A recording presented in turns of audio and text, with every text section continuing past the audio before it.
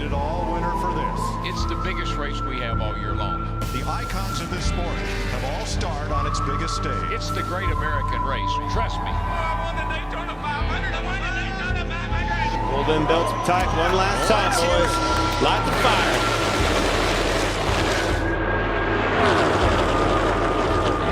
Push coming now for Harvick. Oh, and around goes a couple cars. Priest upside down. He's barrel rolling through the grass. You got plenty of money. Don't need that to keep racing. Is it worth the risk to keep on going?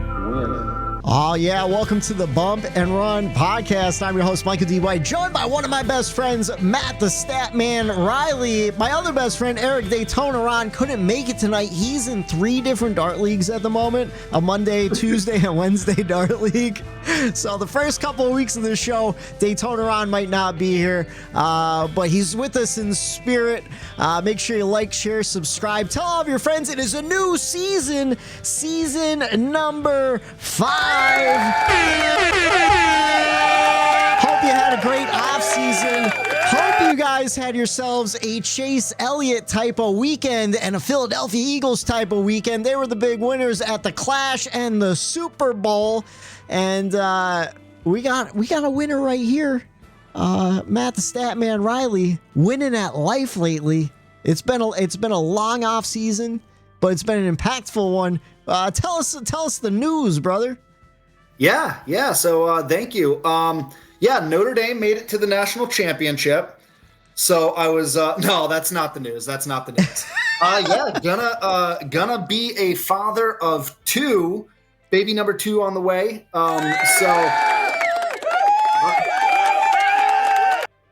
We've got our baby boy. This one's a girl. We found out last weekend, 2 weekends ago, we found out that gonna have a little girl. So I am over the moon excited about that. I've always secretly wanted to be a girl dad. Yeah. So I finally get the opportunity of that. So yeah, we're extremely blessed and scared as hell because one is crazy enough. Our boy Jackson, he's 2.5, and he is a wild child, in the best way possible. So adding a second one to the mix is going to be something, and of course my timing. I was going to say. So the due date is important because the due date is. Don't ever question my patriotism again because the due date for my little girl is July 4th. There you go. So the one byproduct, though, is that I will be missing Pocono. Once again, you finally made it back. You finally made it back to Pocono last year, and I think you enjoyed it. I think something told you to savor that weekend while you could. And I did. I did. Yeah. I'll be back next year. It's just I told you guys, I said there's only 2 things that's ever going to pull me away from Pocono again. It's either a birth or a death. Yeah. So luckily it's a birth. It's not a death. So gotta do that. Gonna miss you guys this year up there, but we'll be here every week in and out with you guys. And I remember last time when Jackson was born, I called in from the hospital. So if the timing works out, I'll chime right back in doing the podcast from the hospital again. So, hell yeah.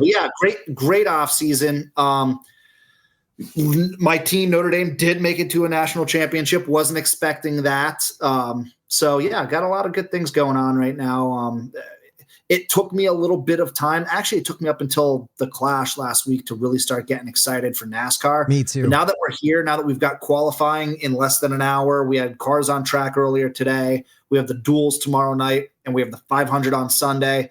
I am about 95% back. Once the Duels start tomorrow, I'll be about 110%. I'll be all the way back. But I'm excited, man. Like the season always sneaks up on us. It was a good time to kind of reset. If you're a listener of the show for a long time, you kind of know that we were burnt out last year. There was a lot of off-track stuff within NASCAR that was happening that just didn't have us as the happiest fans, but we're going to put all that behind us.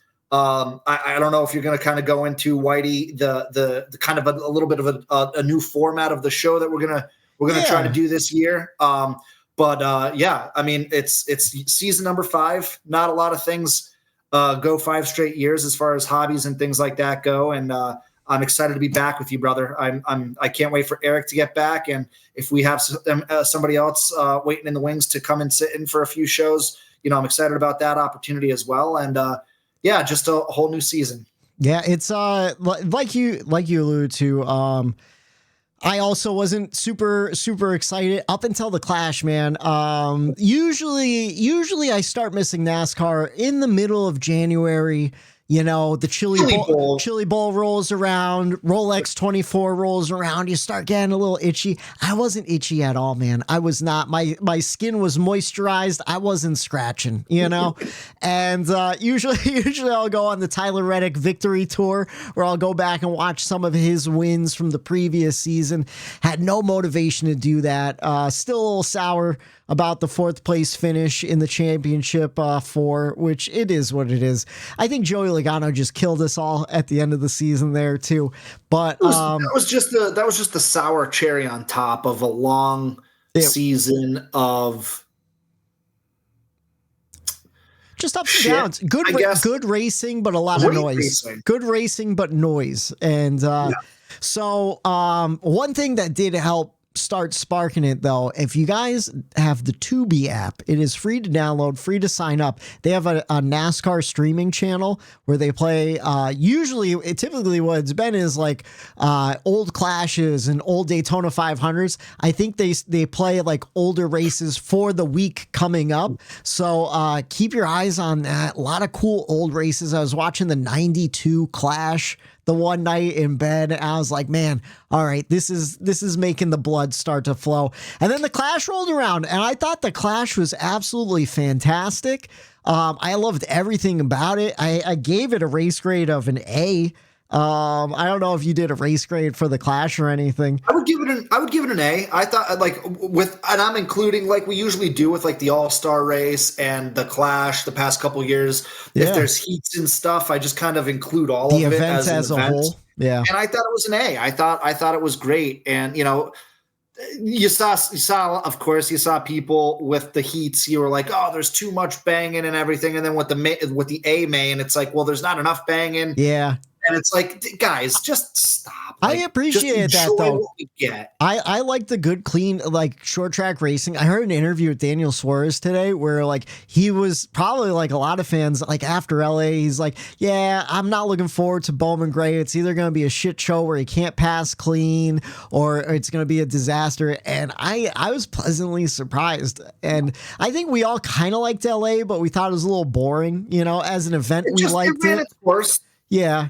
And I wasn't expecting much, and I was pleasantly surprised where I thought the racing was great. There was good passing throughout the field, a lot of battles. We saw Ty Gibbs airborne, which I never thought would happen at a third of a mile track or a quarter mile track. That was from his own doing, though. Yeah.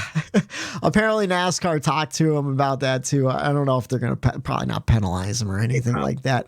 But I thought it was a great event. Got the blood flowing.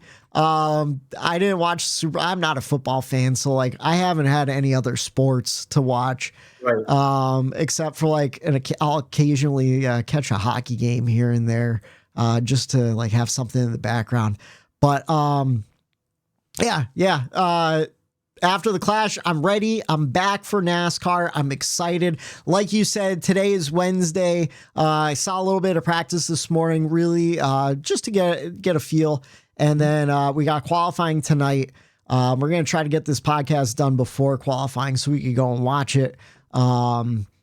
But yeah, super excited for the duels tomorrow. Duels 110%. That's what's going to nail me. Duels are always, I say this, I think every year that we've started. So this will probably be the 5th time I'm saying this, but the duels are always like my favorite event of the year. It's the beginning of the season. Things are fresh.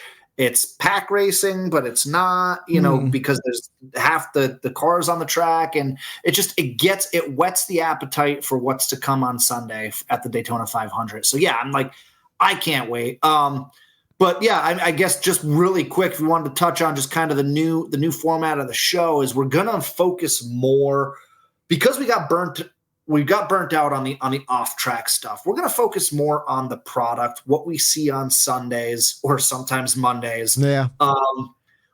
And because the racing was great, and it kind of we let it get it overshadowed a lot by off track nonsense. So unless there's some sort of bombshell story that's happening off the track, we're going to focus on the on track product. Yeah, we're not going to worry about announcing a checkers and a wreckers. We'll still give our race grades. We'll still go through the news, but we're going to give you our racing opinion on what we see on the track, and that's hopefully not going to burn us out with all the bullshit that happens on the business side of things. Yeah, because behind the scenes, like a lot of times the news, the headline is the news. That's the headline. And sometimes it's just a struggle to try to form an opinion about something. A lot of times I'll go to you guys like, what do you think about this guy being inducted to the Hall of Fame? It's like, yeah, whatever. Like we're not really, it's kind of just formatics to have formatics, So we're going to run through the headlines. We're going to highlight the important stuff that we feel should be highlighted a little bit more. We're going to get rid of the checkers and wreckers because a lot of times, to be honest with you, if it's a great race and there's really not a whole lot to complain about, we're just grasping at straws anyways, And if there is a lot to complain about, we're going to complain about it anyways.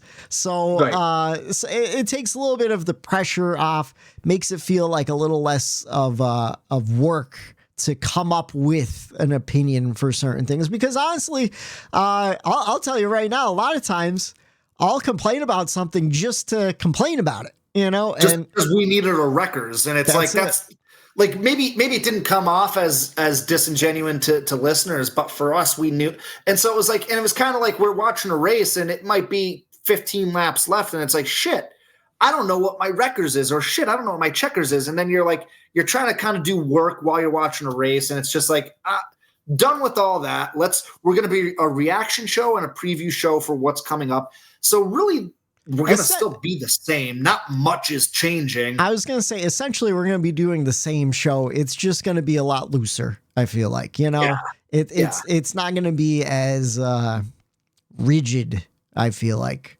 You remember back in 1997 when Vince McMahon got on camera and he goes, "This is the new era of WWF wrestling."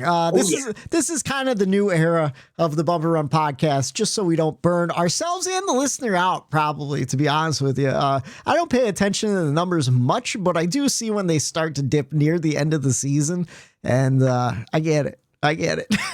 Yeah. Yeah. So, yeah. Yeah, that's kind of it's the same old us. You're still going to get our opinions, especially Daytona Ron. I know a lot of people tune in for Daytona Ron's wild card opinions because you never know what's going to come out of his mouth, and so you're still going to get that from us. It's going to be more. Hopefully, it's going to be more conversational than segment by segment kind of deal. I think that's the ultimate goal for us. So the same old us. So let's get into it, though. But first, make sure you like, share, subscribe, tell all your friends.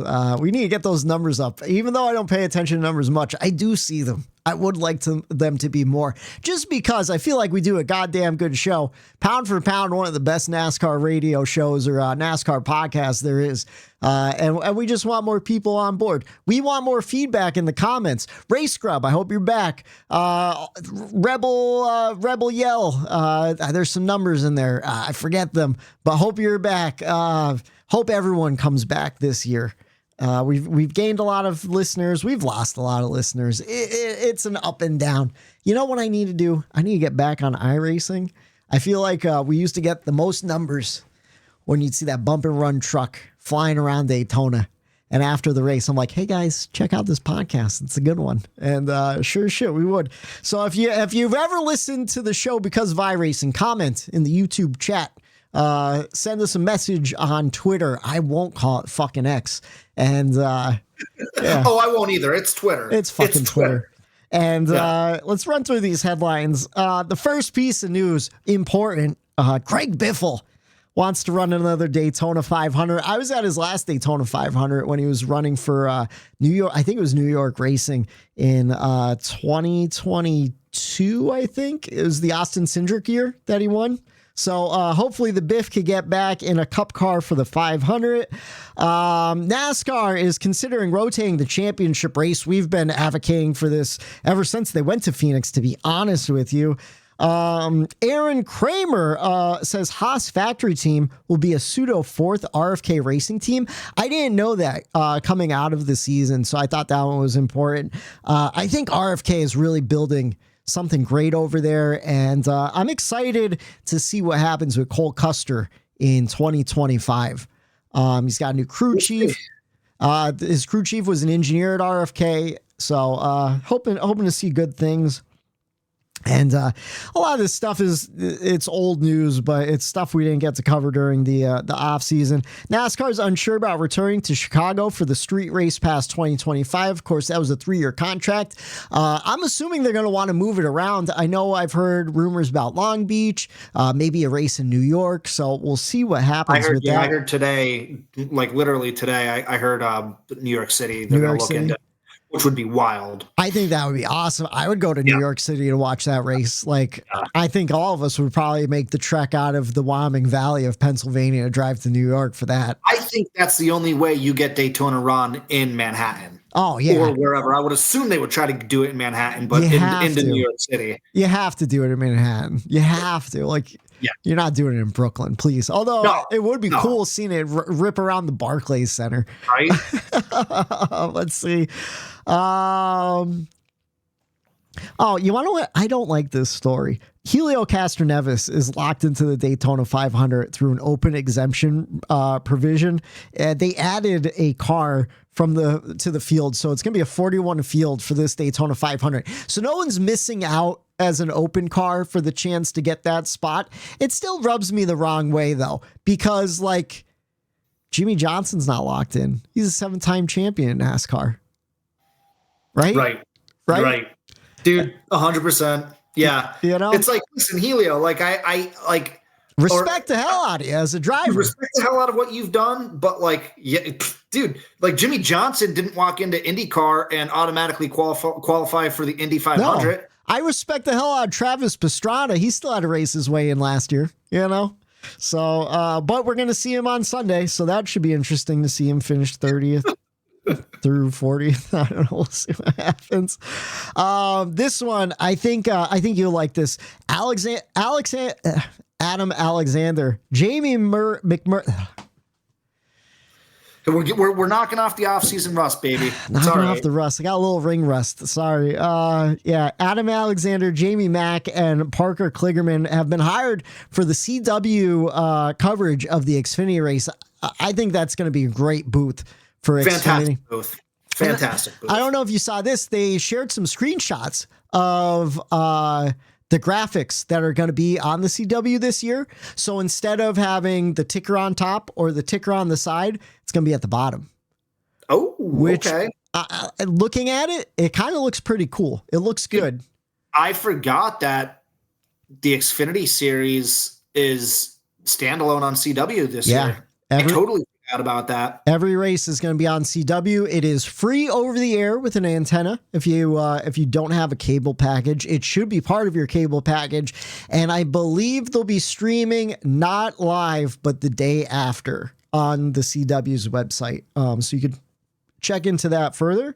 But again, one thing, and I don't want to get bogged down on it, but CW is historically not a sports channel, but they've had college football this year. They have college basketball. Now they have Xfinity series. I've been watching some throughout the season. If there's a random game on the CW on a college football Saturday, I'd tune in. It's a decent product. So don't poo-poo it just because it's the CW. I think they're really investing a lot of money into their sports department. And that booth alone, that gets me super excited. So it's its own standalone thing. And I know as we go through the season, we'll talk about where to catch, cup practices and what channel they're on, because it's going to be bouncing around all over the place this year. So every practice is streaming on Amazon and on Max. So the only way to go and see the practices I believe are on streaming. I don't think they're going to be on cable. But that's going to be a nice consistent though. And, to your point about the CW, I remember when they first announced it, the CW is trying to get more, kind of rebrand themselves.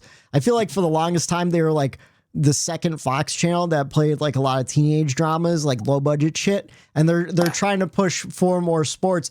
But the nice thing about the CW's NASCAR package is it's being produced by NASCAR Studios. So plenty of experience producing races. So I think it's going to be good. I think it's going to be really good. It just sucks. I don't have a DVR for the antenna. Right. So how many Xfinity Series races are you DVRing? Not a lot. You could get one for about $30 on Amazon. So I just have to invest in that, and they record to like a little stick. So, so if anyone wants to do that, that's how you could record your Xfinity races. And I have a little tip for you. If you don't want to pay for cable and watch races on FS1 this year, which is what I'm doing, you don't even have to download anything. Go on foxsports.com. If you click on the live, it'll give you an hour free trial. What I've discovered, this is between us. Don't go telling everybody. Come here. If you open your browser and go to incognito mode and then watch it and close out that browser, open it back up after that hour expires and go in incognito mode, you get a whole other hour. Look at that. Yeah, that's how I watched the Clash this year. Anytime it hit a commercial around 50 minutes or so, logged out, closed out the browser, reopened it up, clicked it, 60 minutes more. So you don't have to pay. You don't have to pay for FS1. Those sons of bitches. Fuck you, Rupert Murdoch. Well, if you want to talk about Fox, we're historically, this is our 5th season, and I guarantee you we'll hit a point. I know we're going to try to keep the off-track stuff out of the episodes, but I guarantee you at some point we're going to bitch about Fox. That's not going anywhere. Absolutely. So I know you said you didn't watch the Super Bowl. Obviously, I did. They presented a new like ticker, like I saw that. It looks like dog shit. Dude, it looked like it was from 1985. It was terrible. I didn't see one positive about it on Twitter, Facebook, and everyone was so like Fox Sports like just sucks. Yeah. I agree. And it makes me wonder if they're going to change the ticker for NASCAR too. I didn't notice it today during practice. We'll see if it changes on the 500. But or the duels. But that website trick works for Fox too. When races are on Fox, you could stream them on the website also. So you don't need an antenna for that either. So if I find something similar for the rest of the season for like NBC and those, I'll pass that along. But that's a little tip for you for Fox. Let's see. Back to the news flying through here. NASCAR is going to use an option tire for the Spring Phoenix race. I feel like I like the option tires when we've seen them at short tracks. Hopefully it becomes just a short track thing. It seems like it might. And then Casey Gaines, speaking of short tracks, is going to make his NASCAR return in the Xfinity Series when they race at Rockingham. So a lot of Casey Kane fans looking forward to that. He's been driving his dirt car around the country. Let's see. I know, Matt, you've been waiting for a new NASCAR console game. iRacing NASCAR 25 is going to feature the Cup Series, Xfinity trucks, and Arca in their career mode. So you're going to start down in Arca, which I really like. And then it should be released in the fall of 25. So look out for that. This one kind of impacts Eric and his fandom of Eric Jones. Jimmy Johnson has been named majority owner of Legacy Motor Club. Maury Gallagher out. He's retiring. He's old as shit too. So Jimmy Johnson taking over that. Corey LaJoy running part-time at Rick Ware Racing. He'll also serve as an analyst for Amazon Prime Video. Him and Danielle Trotta will be doing Amazon Prime's NASCAR coverage for the post-race. Let's see. Tim Cindric is stepping back from all Team Penske racing programs. So Austin Cindric, you better step it up. Yeah. This one I thought was interesting. We might get some German fans here at the Bumper Run podcast because pay TV broadcaster Sports Digital has acquired the exclusive live broadcast rights to NASCAR's Cup Series in Germany, Austria, and Switzerland. So guten Morgen to our new German listeners. And Jeff Gordon. How long did you practice that? You want to know, that's one of those things a radio show I used to listen to used to say all the time. So it's like, oh, guten Morgen. And they were like, what's that mean? Good morning in German. So that one I didn't have to practice that much. I did not know how to spell it, though, to be honest, if you looked at the spelling. Let's see. Jeff Gordon, Mark Martin, Bill Elliott, Kenny Schrader, and Bobby Labonte confirmed that they're going to be running an IROC race. Now, we talked about a couple of years ago that IROC was purchased by Ray Everham, and he's been restoring IROC cars for years. They're going to run at the Rolex Monterey Motorsports Reunion, August 13th through the 16th at WeatherTech Raceway in Laguna Seca. So I don't know if that'll be broadcast on TV, but if you're an old school IROC diehard, there is some news about it. And then Fox plans subscription services, streaming, including live sports. So we'll see how long my little trick lasts until they introduce this new streaming service. And Matt, you'll enjoy this one too. Jimmy Johnson and Marty Smith are teaming up for a new Sirius XM podcast.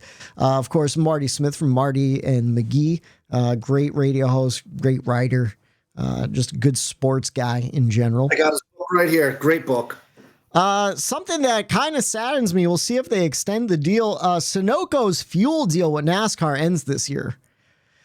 So I don't know what's going to. They better right? re-up. I don't know.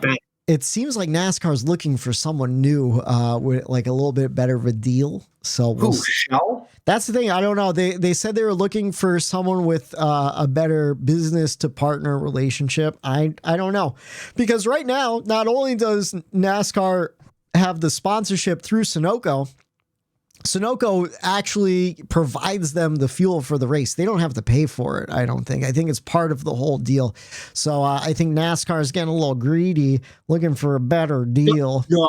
Yeah, I know, right? No. Knowing them shady sons of bitches, they're going to partner with BP. Well, speaking of, NASCAR is open to outside equity investments, and they are looking for more international expansion.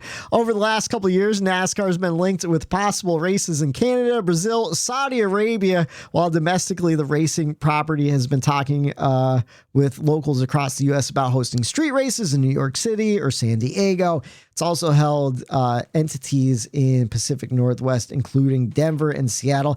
At the time when rival racing property IndyCar said that they wanted to were in talks to race in Denver. So it feels like NASCAR and IndyCar are kind of battling, looking for the next big street race event. And it looks like they're open to some of that sweet, sweet Saudi money, like we've seen so many sports take as of recently. WWE's in bed with the Saudis now. Live Golf is owned by the Saudis. So all that oil money is taken over the sports landscape. So we'll see how bad that gets. And we're not going to do a lot of the off track stuff, but I did say it last year. Won't be long until Saudis get their hands on NASCAR. Won't be long. And I knew it was coming eventually. Not that nothing's confirmed, right? This is all just preliminary talks, but it's going to happen sooner than later. Yeah. I'm telling you. You follow the money, you see the trails, you see the writing on the wall. So, let's see. The most important piece of news, though, coming out of the offseason, we got some new rules changes. The damaged vehicle policy kind of going away. Vehicles placed on the DVP may drive to the garage or be towed to the garage and will not be out of the race. The 7-minute clock, 8 minutes at Atlanta, remains active for vehicles making repairs on pit road. When the clock expires, the vehicle must go to the garage to continue work. There is no clock for repairs made in the garage, which I like, because one of the things that really pissed us off last year was the inconsistency, especially in the playoffs, with the DVP being towed to pit road versus not being towed. I think, who was it? Was it Eric Jones or Chase Briscoe getting towed into like Josh the garage? It was Josh Berry. Yeah. Yeah, a lot of guys got screwed last year while Chase Elliott was getting towed to the pit. Just a lot of gray areas. So at least NASCAR saw that. They're trying to clean it up. I'm glad that the DVP is going away because I loved seeing like beat to shit cars back on track. Some of those iconic moments like Dale Jr. With the number 88 written in duct tape on cardboard, essentially, shit like that. I love that type of stuff, get back out in the race no matter what. So that's the roots of our sport, man. Or like the cameras pan into the garage where, the 88 team is in there just banging on the car, just trying to get it back out on the track because they need points, and whatever. Oh yeah. Like, I love that shit. And you know what? We'll probably see it on Sunday at the Daytona 500. I'm excited to see some old shit boxes throwing off the packs and seeing what happens there.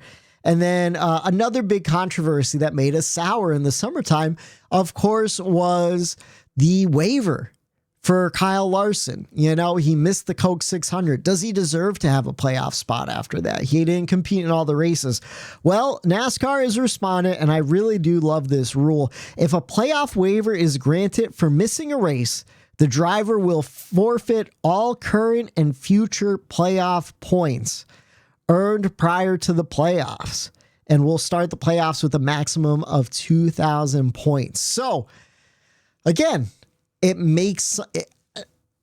kind of solved the problem in my eyes, right? Where like NASCAR hands out those waivers like fucking candy. You break your leg, you miss 15 races, doesn't matter. NASCAR is going to give you a waiver, right? Well, now it's going to be a detriment to you. You're not going to get those playoff points. You're not going to reset plus your playoff points, putting you back into 5th place after, finishing the season in 10th. What do you think about that? I like it. Like I don't think it's a perfect fix, but it's the best one that they can do, I guess, because obviously our show and every other show in NASCAR had huge debates about that when it happened. And listen, you miss a race because you're running late from running another race, no matter what that other race is, that's fine. You're going to lose all your points. You could still qualify your way into the playoffs by winning a race, but you're not going to get any points for it. You're just going to get into the playoffs. Yeah. Like that's what's happening, right? Like You could still win a race, get in, but you're just not going to get points. Yeah. As long as now there are exceptions to the forfeit of points for a waiver, and that includes medical reasons, driver medical, birth of a child, or a family emergency, and that's it. So I like it. So I can get a waiver this year? You could, yeah. So keep digging. We need those playoff points. Win that stage. And then whatchamacallit, NASCAR has also adjusted practice and qualifying procedures. There was a big long article. I read the most important change that I could see is they are going to a 1 lap, 1 round for qualifying, which I think is the way it should have been the whole time. They're still going to have a split practice and everything, but 1 flyer lap, I think it's 2 laps at short tracks like it's been, but only 1 round, same deal. And then qualifying at road courses seems to be about the same, but again, 1 round. So I think that's good.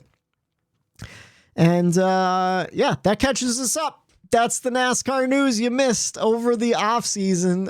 Big old pile of nonsense, but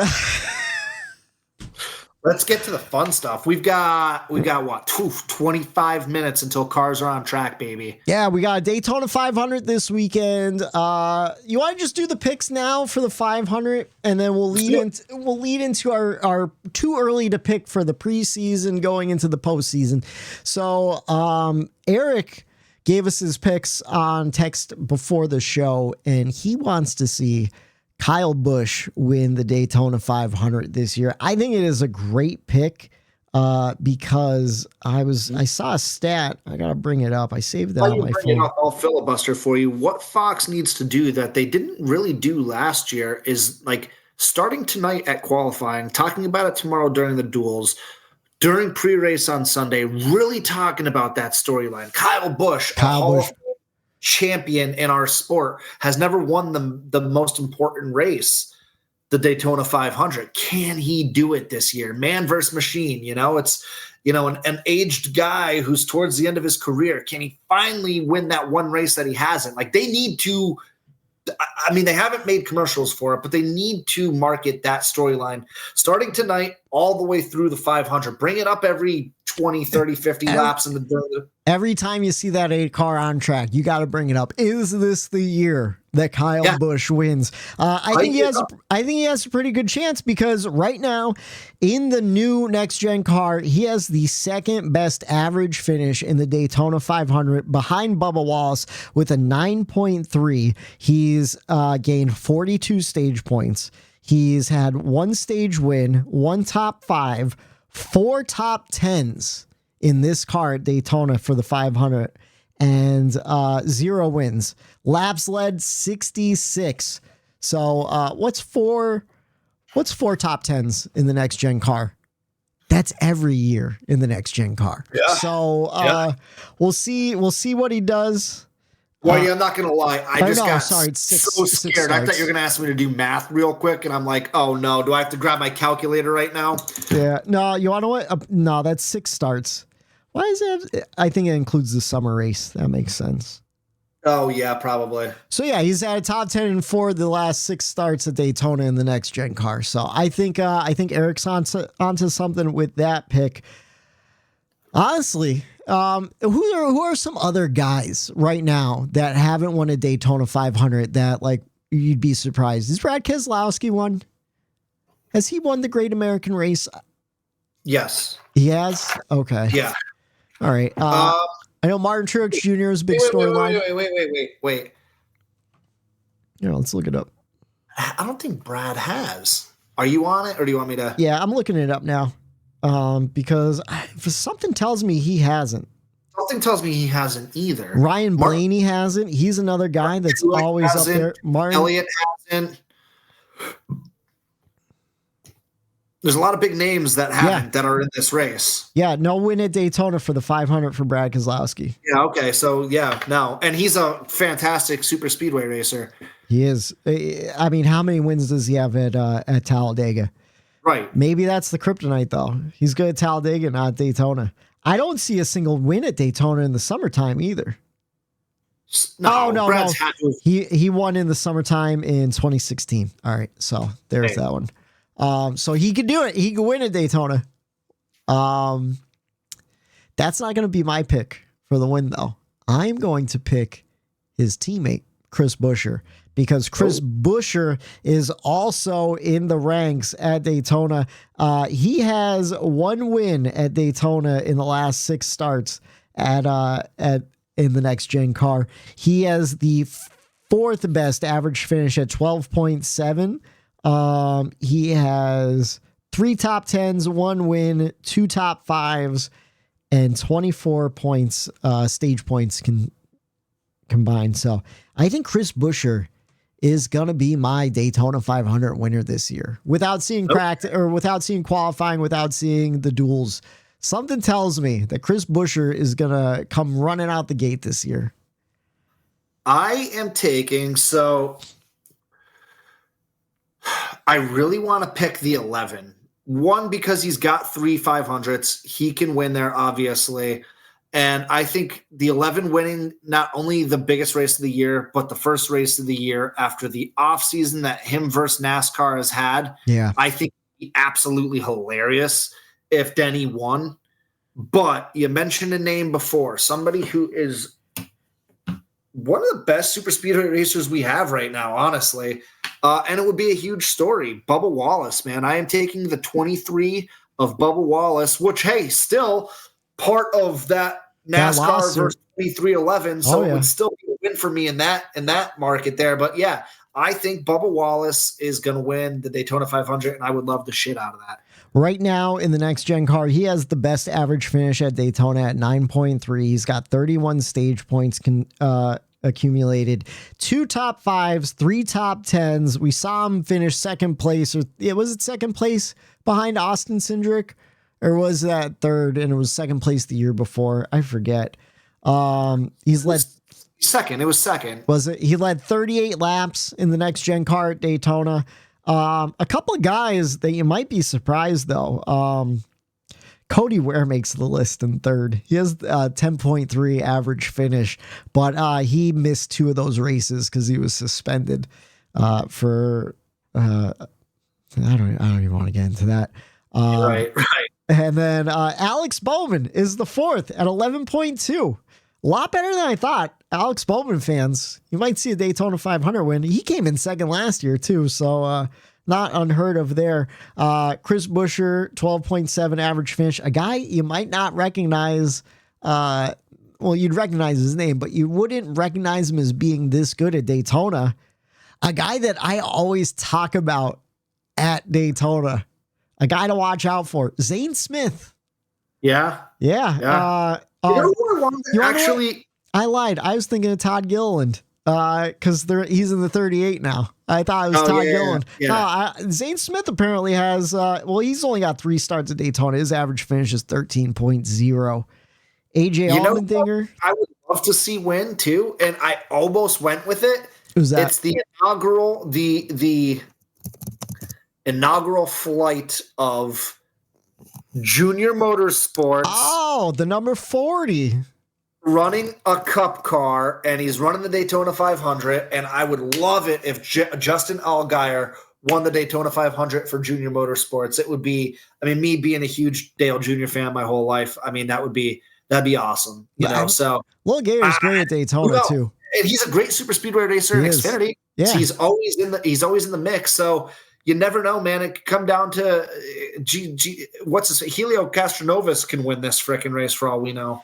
That's the thing. You want to know what? So watching some of the old Daytona 500s on that Tubi channel, you really see the difference in pack racing. And I miss the old school racing at Daytona where you could get nice runs. You could really you could work your car. I saw guys like smash into the back of each other, getting them loose in the corners and stuff. You can't do that shit anymore, you're right. It has become such a free for all where anyone can win this race.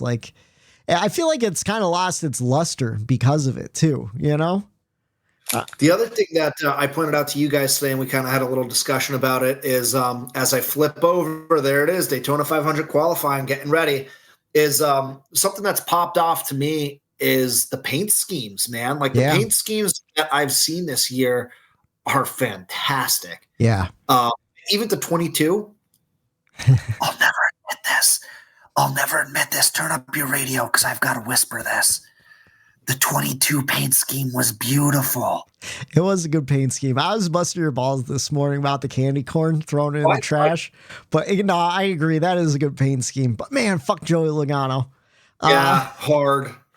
That reminds me, speaking of paint schemes, you're going to see some guys in some different cars this year. I was getting confused as shit at the Clash, seeing Noah Gragson driving the 4 car for Front Row Motorsports. It's gonna get me for a while.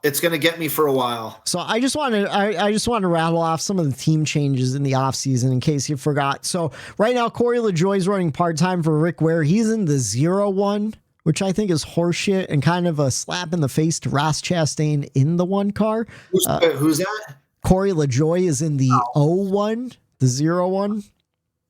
Noah Gragson moving over to Front Row Motorsports. He's in the 4 car now. Ty Dillon's with Colleague Racing in the 10 car. Did that happen at the end of the season last year? Did I miss that? Yeah, they made a flip somewhere. Okay.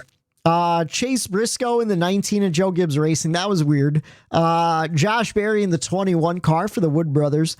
Riley Herbst, you're going to see him in the 35 car for 2311. Zane Smith is in the 38 car now for Front Row Motorsports. Justin Allgaier, we just mentioned him. He's driving that 40 for Junior Motorsports, making their Cup debut this weekend at Daytona. We'll see if they can qualify in either on speed or at the duels. I hope they do. I'm assuming they do. They should. Cole Custer back in that 41 car for Haas factory team. Of course, I told you that is going to be a pseudo 4th car for RFK. And then let's see. Ricky Stenhouse Jr. still in the 47 car. It is no longer JTG Doherty, but it is Hayek Motorsports. Give it all his glory. First of all, the cartoons are back. That's so stupid. But BJ McLeod still at it for Live Fast Motorsports. Yeah, he's going to be a car here. He's in the 78 car, man. I think he sold his charter for a big old lump sum of cash, and then he just runs as an open car. I saw an interview with him. He goes, "I don't regret it at all. It was a great decision." I love him in the garage. Like have you ever heard Dale Jr. talk about him on his podcast? It's he's like revered in the garage. Do they? I remember we got really excited at one of the races last year because they pushed him up to the front and he was like leading at Talladega or something. I can't remember what race it was though. I'm not gonna lie to you, and like I love that we're kind of doing this at this time frame because qualifying's the broadcast is on right now and we're recording is as I'm watching it and like it's nighttime at Daytona and they're doing their pit lane interviews and everything. It's like I'm officially really excited. Yeah. Dude, you want to know what? Our buddy Jay's down there. And I think he's all alone. He's a wild man. He just goes. I think he drove down too, it looked like. I think so, because he was tweeting about driving the other day. And dude, like it made me so jealous. It's just not in the cards this year. I know Justin Pierre, I don't know if he's down there yet, but he'll be down there for the weekend. Is he? Nice. He's going back. Well, I'm going back next year, I think. I gotta save some money in the off season. I didn't do any of that this year. Let's see. Some other driver changes right now. Martin Truex Jr. run that 56 car. That was his number at Michael Waltrip Racing, and it was actually his dad's number too. So a nice homage to him. R.I.P. Martin Truex Sr. Let's see. Ryan Preece is in the 60 car for RFK. I was trying to figure out where that third charter went from Haas, and it was the 60 car. I completely forgot. I forgot Ryan Preece even went over there. Michael McDowell's in the 71 car with Spire, and Shane Van Gisbergen in the number 88 for Trackhouse Racing. So that car looks sharp too. A lot of people don't know how they feel about the Red Bull logo around the headlights, but I kind of like it. It reminds me of a duck, to be honest. So that's my guy this year. The 21 of Josh Berry and SVG. I mean, those are going to be my two guys this year. I love SVG so much. Yeah, I think he's going to be a fan favorite this year. I can't wait to see him progress throughout the series. He's in the 88, it just, like I told you guys, it just makes too much sense for me to not root for him. So who do you think is going to have the year this year, though? We gave our Daytona picks. Who do you think is going to be the championship pick? Well, Eric picked the 9 of Chase Elliott. I think it's a good pick, too. I think it's a great pick. I think it's a great pick. He didn't win last year, but I think he was knocking on the door all year long. I am going with the 20 of Christopher Bell. I think he has been speaking of knocking on the door. He made it 2 years ago. He didn't make it last year, but he had a hell of a season. I think it's going to be one of those like 7, 8, 9 win seasons for Christopher Bell, and he's going to win the championship. Yeah, so I had a list of 3 guys, and Christopher Bell was on my list. I don't know if he'll win 8 races or 7 or 8 races, but I feel like he's going to have a breakout year. I feel like we've been talking about Christopher Bell having a breakout year for years now. And I think this is the year that everyone else catches up to us, where like they finally see what the guy's doing out on the track. Cause he's quiet. He's quiet and consistent, and I think this is the year he breaks out. Actually had my guy Tyler Reddick as one of my picks too, but I'm not going to pick him for the championship. I'm going with Kyle Larson. I think Larson is going to go kind of like what you said with Christopher Bell. I think he's going to go on one of those 8, 9 race win seasons this year. I think the noise. Dale Jr. pushing that 40 car out. That's a beautiful car. Yeah. That's a beautiful paint scheme. That Traveler's whiskey. Yeah. Yep. You gotta pour 3 fingers tonight for qualifying. I've never had Traveler's whiskey. I want to try it though. Yeah. I've heard it's pretty good. I always mix up Travelers and like Buffalo Trace and one other one all together. Is Travelers bourbon? Buffalo Trace is bourbon. Yeah, Buffalo Trace is bourbon.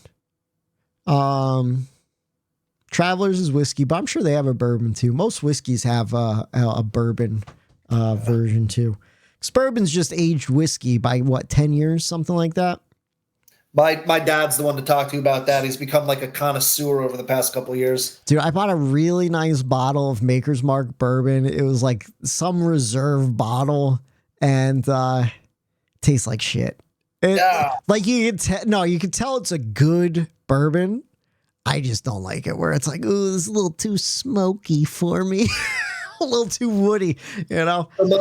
My dad, like I said, our neighbor Robbie and a couple of them over, usually for the deck party that my dad throws in the summertime, and then the Christmas party, and right before Christmas. Yeah, they get together, during the party, and they'll pour different bourbons and they'll talk about it and everything, and talk about the flavor and all that. And here I am just shooting it back just one after, They're like, yo, you gotta sip on it. You gotta sip on it. And here I am, like, I'll take one, and it's like I'm like gasping for air, and it's like I don't like that one, and that's usually the one that they all do like. And so that's what happened to me. Like I remember when we were like 21, 22, I was over at my buddy Rocco's house. His dad was a big bourbon guy, and he busted out some fucking expensive ass Johnny Walker, like $150 bottle, right? And here's me and Rocco, 21, 22, taking shots. And his dad screams, he goes, "It's a sipping whiskey. It's a sipping whiskey." Dude, I mean, that's us, though. Like, don't worry about being 21. I'm 35, and I'm still like that, If the way all of us, our group of friends have always been was, if you put a shot glass in front of us, we're going to kick it back. Right? Like, I'm not sipping it. That's the thing. I remember telling Bree when we first started dating, like, I don't do shots, but I also don't refuse them either. So like, if someone's like, "You want to do a shot?" I'm like, "Yeah, if you're gonna buy it for me, I'll do it. I don't want to do it."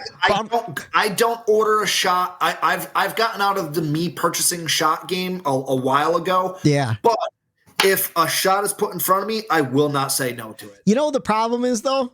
Those shots come out at 1:30 in the morning when you should have left already. Yeah. Well, I'm looking at you, Robbie Schrey, because you're the last one I remember doing shots with. I don't know how many years ago that was, because I stopped going out because of it. But I back to it, though. That bourbon I bought because I wanted to be more sophisticated. I was like, I got little round ice cubes. I put it in a nice bourbon glass. I poured it over ice. And I'm like, yeah, this is going to be good. And I'm like sniffing it. I take a little sip. Oh, I don't like that. I don't like that. And it's like, I maybe had a couple more sips. I poured a bunch of root beer in it to wash it down with. I'm like, yeah, it's not for me. I'm not a man. I'm just a boy pretending. Anyways, my pick for the championship, though, I'm going with Kyle Larson. Even though he finished 6th last year, I think he had a really great season. Missing the Coke 600 put him behind because he couldn't lock in that regular season championship. I think this year they really go to work at Hendrick, and I wouldn't be surprised to see him win 8 or 9 races. So I think he's going to have another championship level season this year like he did back in 2021 when he returned. So we'll see what happens there. Dude, Mike Joy hasn't aged a day in 20 years. He's always looked old. That's the thing. He's looked 75 for 20 years. He's like Steve Martin. When a guy goes gray early, you look the same longer, and Mike Joy, he went gray in like 99. Although Mike Joy's been doing it since the 70s. He's a lot older than I think we realize. He's also been slowing down recently too. He's lost his fastball. Yeah, and like, man, I hate to say it because I like him in the booth, but that booth is not good. They need to replace Clint Boyer with Jamie McMurray. Harvick is good. Harvick's good. Yeah, they need to replace Clint Boyer. I will die on that hill. Yep.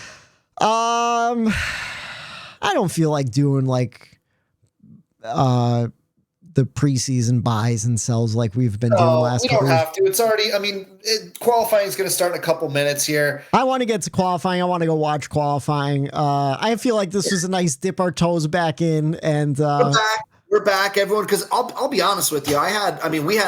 We had Trey asking us, "Hey, when are you guys starting?" My dad was asking. I had other people reach out like, "Hey, are you guys doing the show this year?" So yes, we're back.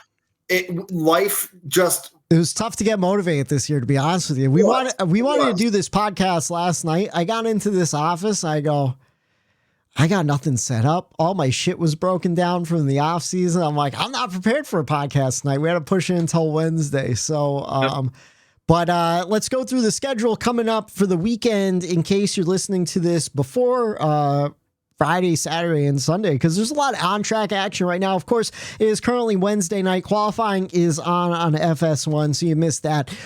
We don't know who's going to qualify first, but we're excited to see who wins on speed. Tomorrow, a lot of stuff going on Thursday. We have Arca Menards practice at 4:05 on track. That is not televised, but if you're going to Daytona, Jay, if you want to go check out Arca practice, it is at 4:05. Craftsman truck practice tomorrow, Thursday night, 5:05 on FS1. And then, of course, we have the duels at Daytona. The first duel starts 7 p.m. on FS1. Duel number 2, 8:45, but you probably really like 9 o'clock. And then Friday, we have group qualifying for Arca Menard, 1:30. Again, not being broadcast anywhere. Trucks qualifying 3 p.m. on FS1. Then we have an Xfinity practice on the CW at 4:35. We have Cup practice on FS1 at 5:35. And then we have the Fresh from Florida 250 NASCAR Craftsman Truck Series race, 7:30 on FS1. It's 100 laps. Can't wait for Friday night, although Friday is Valentine's Day. And It is. I waited way too long to make a reservation. Our reservation for dinner is at 8:45. So I told you. I don't have reservation. We're getting pizza on Friday night. Friday night's usually a pizza night. We're getting pizza. I told her, I don't know, I'll take her out Saturday night. It'll be easier to get into a place anyways, you know? Yeah, I'm not. I mean, listen, I know we all feel the same way where, hey, listen, I love my wife every single day. And she knows that I am not a Valentine's Day guy. I'm just not. I hate it. It's a fake holiday. It's made up. It was made up for money by Hallmark. It's not a real holiday. I do not need to show how much I love you one day of the year. I will show you 365 days out of the year. I will get you flowers. You'll get some chocolates. I will buy you dinner the next night when it's not as crazy. And yeah. You got to find a pizza place that has a heart-shaped pizza at least. We're getting pizza from Ernie G's. It's square. Ernie G's pizza is fucking awesome. That's a good greasy pie right there. I've never had Ernie G's. Oh. She's been talking. She has a bunch of times. Ernie G's legit. Do you like? So Justin Haley. I was like, who the hell's that? Do you like deep fried pizza like Pizza Lovin'? Yeah, that's my favorite pizza. Like I love, not favorite, but it's one of my favorite pizzas. You'll love Ernie G's. It's fantastic. That's what she said. She said, if you like, because we've gotten Pizza Lovin' a million times. So Ernie G's is legit. Their wings are fucking awesome too. Although they're expensive, go with the wing bites. They're cheaper. You get a pound of them for like $8 instead of a dozen for 16. So, I say all that to say, honey, I love you. She doesn't listen to our show. Thanks for the support, Steph. But she knows she'll get her flowers. She'll get her chocolates. I'll take her out to dinner somewhere Saturday night. It's also like we have a 2.5-year-old. Like it's not the easiest thing in the world to go get reservations and do find all a that. sitter on Valentine's Day. You know, like, oh yeah, I hear you, man. You don't have to justify it to me. I think I'm trying to justify it to myself. What you call it? Last time I went to Ernie G's, though, when you go to pick it up, ask for a pint glass of anything. They give you a 22-ouncer, and then when you ask for a 12, they give you a pint glass. At least that's what happened the last time I was there. I ended up getting wasted by accident. I'm like, this is the biggest fucking pint glass I've ever gotten. Let's see. Total tangent. Saturday, back on track, qualifying for the Xfinity Series, 10 a.m. on the CW. So yeah, Xfinity qualifying and racing is going to be on the CW. I didn't even think about that. So that's going to be exciting for finding new audiences, to be honest with you.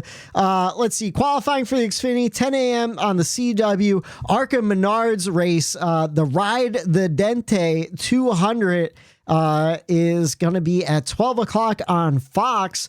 There's another practice session for the Cup Series on FS2 at 3:05 on Saturday. And then the Xfinity race, the United Rentals 300, is at 5 p.m. on the CW Saturday night. And then, of course, the big one, the one we're all coming for, the Daytona 500, 2:30 on Fox. Who will it be? Will it be Kyle Busch? Will it be Chris Buescher? Or will it be, who did Matt pick? Bubba Wallace. We will find out this Sunday, 2:30 on Fox, and we'll break it all down for you next Tuesday night. For Matt the Statman Reilly, for Eric Daytona Ron, I'm Michael D. White, saying have a good night. For Bump and Run. There it is. I can't believe I remembered all of the picks this time. Hell We're yeah, starting dude. out strong, baby. So